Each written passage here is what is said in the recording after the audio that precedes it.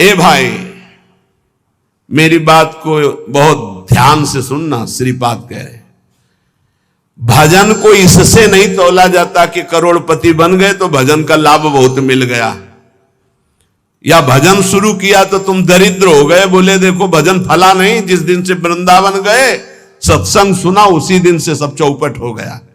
दोनों बातें समझना। महारंकत्वे वा परम विभवे सिंगे पे है।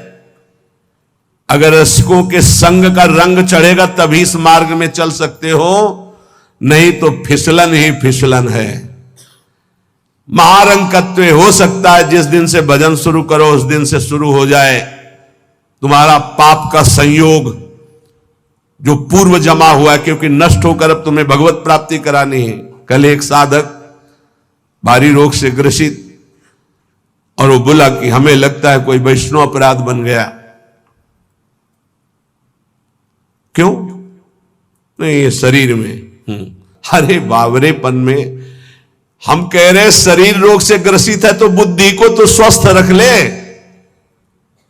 बुद्धि रोगी हो गई तो शरीर स्वस्थ होने पर भी महान नरक जैसा उसको दिन और रात व्यतीत होता है, नारकी भोगों का चिंतन करते हुए। कोई अपराध तब बनता है जब अहंकार होता है, ध्यान रखना। और तुम जो सब शरणागत हो, रोज ऐसा मंजना लगता है कि तुम्हारे अहंकार चढ़ पाएगा। रोज बर्तन मांजा जाए तो चाहे जितना गंदा हो एक दिन चमकने लगता है। ये सत्संग भाग भर मत जाना, पक्का समझना। जितने बैठे हो अनुभव कर लेना, जहां कमजोरी है यही लगेगा सिर्फ मेरे लिए बोला जा रहा है। और सत्य मानना, ये सत्संग है, ये सार्वजनिक भगवदानंद के लिए किसी व्यक्ति का लक्ष्य करके नहीं, सार्वजनिक सार्वभौम सत्संग होता है। शरीर का रोगों से ग्रसित हो जाना या कोई विपत्ति आ जाना ये हमारे पूर्व अपराध का है, पूर्व पाप का है। वर्तमान में यदि वैष्णव अपराध होगा तो शारीरिक दंड नहीं मानसिक दंड होगा। क्या? आपका भजन रोक दिया जाएगा। तत्कालिक आप बहुत शुद्ध वैष्णव पवित्र हृदय के हैं, अगर कोई त्रुटि हो गई तो तत्कालिक दंड मिलता है। खोपड़ी दीवार में लग गई, चबेटा लग गया, दांत से जबान कट गई, अचानक कोई ऐसी घटना घट गई, थोड़ी मोड़ी चोट, ऐसा असाध्य रोगों का सृजन पूर्व शरीर रचने के पहले ही होता है, जो पूर्व पाप से है। आज हम भजन कर रहे हैं लेकिन पूर्व पाप रचित इसमें जो सृजन किया गया रोग वो पहले का है, आज से थोड़ी उत्पन्न हुआ है। तो साधक को बहुत विवेकवान रहना चाहिए, नहीं तो अब हमारा शरीर अस्वस्थ और बुद्धि अस्वस्थ। यही मूर्खता नहीं, शरीर स्वस्थ और बुद्धि स्वस्थ है तो हम परमानंद में मगन ठिंगे पे रखा है। हमारी बात को समझना। हमारी बुद्धि भगवदाकार है तो पूरे शरीर में कीड़ा पड़े हो, गलता लगाओ तो कुछ फर्क नहीं है। और बुद्धि विषयाकार है तो चाहे एसी में बैठे हो जलोगे, देखा है। इन समस्याओं का समाधान करने के लिए ही अध्यात्म है, रुपया नहीं है, पद नहीं है। समस्त समस्याओं का समाधान अध्यात्म से होता है, विवेक से होता है। ध्यान दीजिए, परमार्थ पे चल रहे हो तो महारंकत्वे वा परम विभवे, हमारे कदम नहीं रुकेंगे चाहे हमें ऐसी परिस्थिति दे दी जाए कि भोजन के लिए भी तरसने लगे, और चाहे परम विभवे। ऐसा होता है, ये ना सोचे दोनों बातें होती हैं।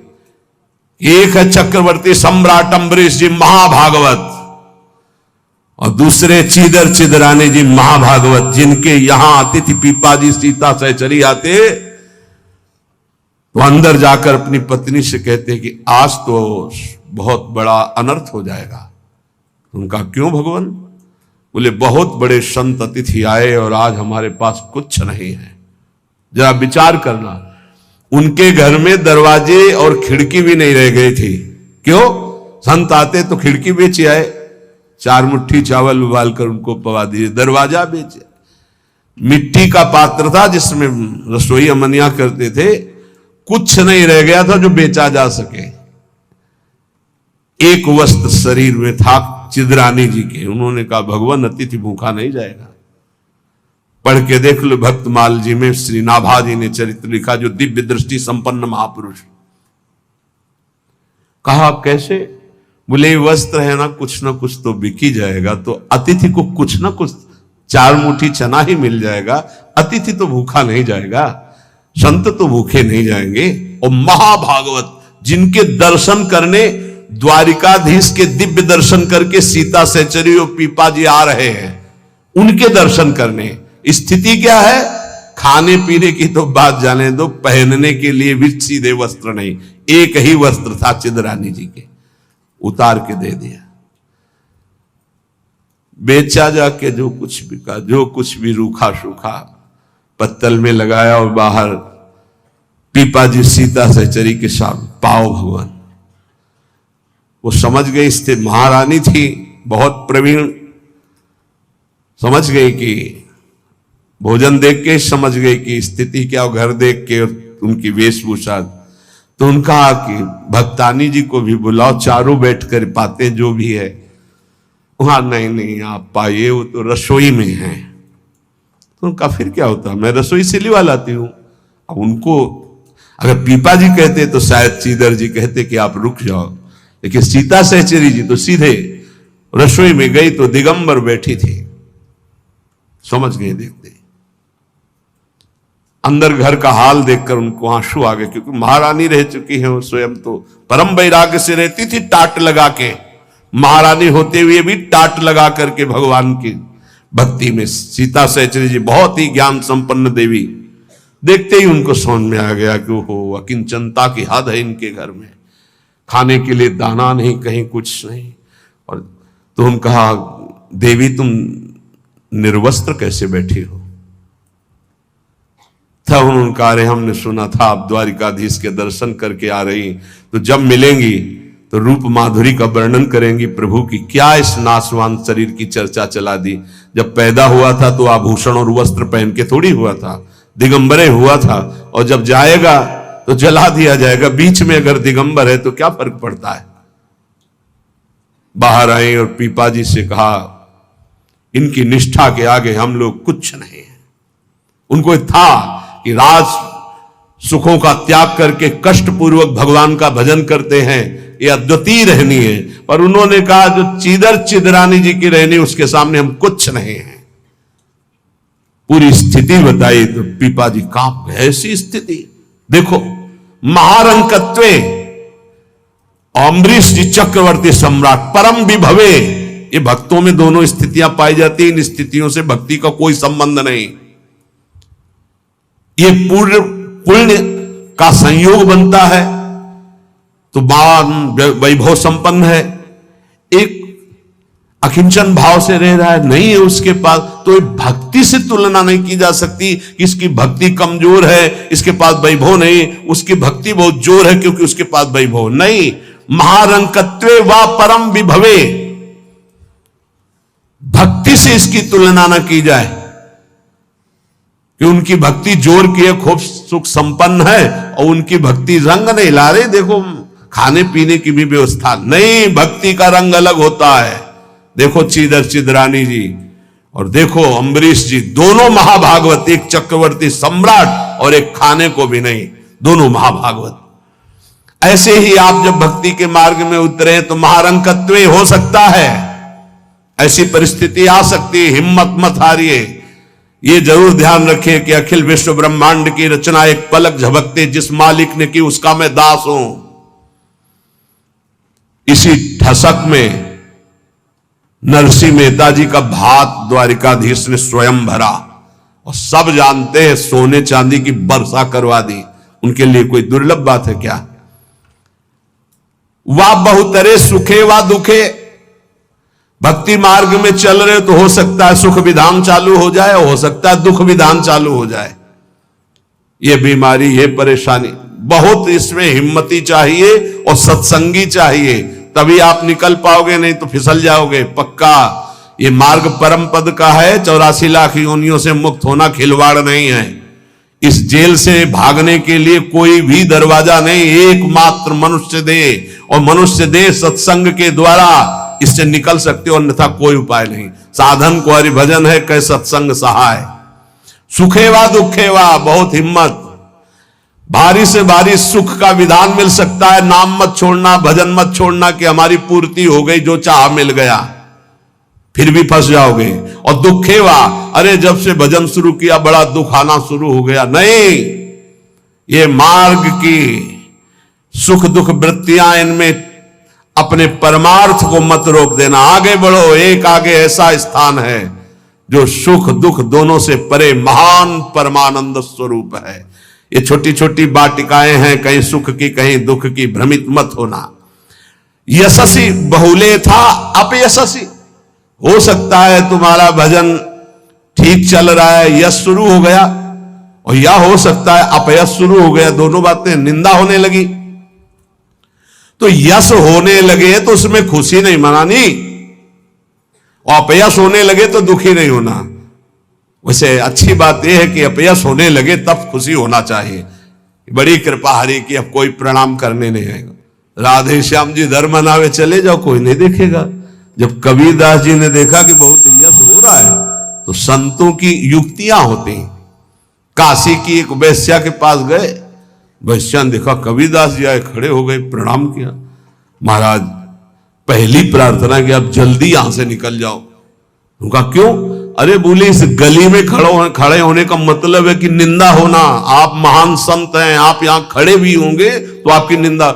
हम बोले वही करवाने के लिए आए, हम निंदा करवाने के लिए आए, आप हमारा साथ देंगे? उनका भगवान आप आज्ञा करें, भला मैं नीच आपकी क्या सेवा कर सकती हूं? बोले गले में हाथ डाल के पूरी काशी में घूमना है। बोले महाराज कोई पानी नहीं पूछेगा आपको। बोले यही चाहते हैं। बोले भी जैसी आपकी इच्छा। गंगा जल भरा, थोड़ा रंग वंग डाल के, एक हाथ में गंगा जल की बोतल, दूसरे हाथ में वैश्या। अरे बोले देखो देखो, दूसरे दिन से कबीरदास जी की कुटिया शांत, कोई प्रणाम नमस्कार नहीं। अरे हम जानते थे, कुछ तो कहते हम जानते थे पहले से, असलियत तो यही है। और कुछ कहते यार कुछ तो गड़बड़ है, ऐसे महात्मा तो नहीं है। फिर भी जो कुछ श्रद्धा रखते थे वो इस बात से नहीं गए कि ठीक है अच्छे हैं पर ऐसा कैसे कर सकते हैं, छोड़ो यार। वहां कोई प्रणाम नहीं, बड़े चैन से भजन करने लगे। युक्तियां संतों की होती, पर वो युक्ति सिद्ध ही करे, जीना मुश्किल हो जाएगा अगर हिम्मत नहीं है, भगवत प्राप्त नहीं है। सिद्धों की बात है, उपद्रव न करे कि अब हम भी कुछ थोड़ा ऐसा कर पिट जाओगे। हाँ, सिद्धों की बात अलग है। फिर राजा को अश्रद्धा हुई तो चमत्कार भी उनके जीवन में था ऐसा कि दिखाया, होश उड़ गए। तो कहा भगवान वो, बोले वो जन साधारण की आंखों में धूल डालने के लिए बहुत एकत्रित हो गए, भजन में बड़ा विघ्न पड़ने लगा। यशस्वी बहुले था अपयशस्वी। देख लो भक्ति का मार्ग, आप खिलवाड़ मत समझो। महारंकत्वे व परम विभवे, मेरे कदम नहीं रुकेंगे, चाहे भिखारी बना के रखो, चाहे चक्रवर्ती राजा बना दो। बहुतरे सुखे व दुखे व, भारी सुख दे दो या भारी दुख दे दो, कदम नहीं रुकेंगे आपकी तरफ से। यशस्वी बहुले था अपयशस्वी, चाहे यशस्वी बना दो चाहे निंदा कराने, खूब निंदा कराओ, हमें मार निंदा हो तो भी हमारा मार्ग नहीं रुकेगा। आगे मणौवा लोस्ट्रे, चाहे मणि दे दो और चाहे माटी के घरौंदे पे रखो, हमें कोई फर्क नहीं पड़ता। महलों में रखो चाहे झोपड़ी में वास दो। सुहृदे परम व द्वेष्यति, सब लोग हमें प्यार करें या सब हमसे द्वेष करें, कोई फर्क नहीं पड़ता, हम अपने मार्ग पर चलेंगे। समा दृष्टि नित्यम मम भवति वृंदावन जुषहा, मैं ऐसी सम दृष्टि रख के चलूंगा। हे वृंदावन धाम, मुझे सामर्थ्य प्रदान करो कि मेरे कदम किसी भी स्थिति में लड़खड़ाए नहीं। ये बहुत बड़ी बात है। बिना इस बात के आए बात की बात में नहीं पहुंचा जाता। ये बहुत हिम्मत की बात है। इस शूरवीर का मार्ग है। दुख आवे या सुख, संपत्ति आवे या विपत्ति, यश आवे या अपयश, महलों में रखे चाहे झोपड़ी में, हर स्थिति में हमारी भक्ति में कभी नहीं होने वाली ये निष्ठा रखे। यहां ऐसी भक्ति बहुत कम है, बहुत कम है। इसीलिए खूब सत्संग सुनो, जितना विश्वास दृढ़ करोगे उतनी भक्ति महान होगी। बिन विश्वास भगति नहीं ते बिन द्रवहि न राम, और राम कृपा बिन सपने जीव न लह विश्राम। हित ध्रुव जो विश्वास है तब ही सुधरे बात, ना तरु माया पंथ में फिरे जो टक्कर खात। और ये स्थिति समत्व की तभी आती जब इष्ट में ममत्व हो जाता है कि अब आपको नहीं छोड़ सकते, चाहे जो कुछ हो जाए प्रभु, चाहे जैसी परिस्थिति हो। संतों की वाणी, इष्ट में अपने सुदृढ़ अनन्यता हो जाना। राधा वल्लभ ध्यान धरोउर, राधा वल्लभ इष्ट हमारे, राधा वल्लभ नाम जपो नित, राधा वल्लभ ही में धारे। राधा वल्लभ जीवन है मम, राधा वल्लभ प्राण ते प्यारे, राधा वल्लभ नैन बसे, सरस माधुरी होत नहीं छिन न्यारे। परम संत श्री रसिक सरस माधुरी जी कह रहे हैं, राधा वल्लभ का ही नाम हमारी जिह्वा में और राधा वल्लभ का ध्यान हमारे हृदय में, क्योंकि इष्ट हमारे राधा वल्लभ। राधा वल्लभ का हृदय में ध्यान और मुख में नाम, ये आचार्य चरण भी आदेश करते हैं। सबसो हित निष्काममति श्री वृंदावन विश्राम, श्री राधा वल्लभ लाल को हृदय ध्यान मुख नाम। जो आचार्य का है इष्ट उसके अधीन होते हैं, तो हर समय हमारे मुख से राधा वल्लभ राधा वल्लभ राधा वल्लभ। अब सेवक जी महाराज ने हा हरि राधा बा वृंदावन सा सहचरी, हरिवंश नाम में चारों की उपस्थिति पाई, इसलिए आदेश करते हरिवंश नाम बिसरे न छिन्न, श्री हरिवंश सहाय बल, हरिवंश भरोसे भय निडर, नित गर्जत हरिवंश बल। इसलिए हम वृंदावन नित्य विहार रस के उपासक, आचार्य की आज्ञा और सेवक जी की आज्ञा दोनों मिलाकर, इसलिए हम हर समय जपते रहते हैं राधा वल्लभ श्री हरिवंश, राधा वल्लभ श्री हरिवंश। इष्ट से हमारा इतना अपनापन हो जाए कि शरीर की परिस्थिति, कल हम किसी उपासक से कह रहे थे कि एक बार 24 घंटे में बैठ करके विचार करो, तुम्हारी दोनों आंखें फूट जाएं तो सोचो कैसा लगेगा। सोचो कैसा लगेगा, भय लगता है ना। तुम्हें कैंसर हो जाए तो कैसा लगेगा। अभी रिपोर्ट आ गई आपकी कैंसर है, बचने की संभावना है, अब कैसा लगेगा। किडनी फेल हो रही है, अब कैसा लगेगा। दिल में समस्या आ रही है, फेल होने वाला है, अब कैसा लगेगा। वो पहले ही सोच लो, पहले तैयारी कर लो, तो जब रिपोर्ट कभी आएगी तो तुम पहले ही तैयार रहोगे। और जब ये सोचोगे तो प्रियालाल से अपनापन जल्दी हो जाएगा कि यार सब धोखे का शरीर कभी छूट सकता है। यही चिंतन घोर वैराग्य में हमको जिलाया, यही चिंतन संसार से बिल्कुल अलग रखा, यही चिंतन सब संबंधों की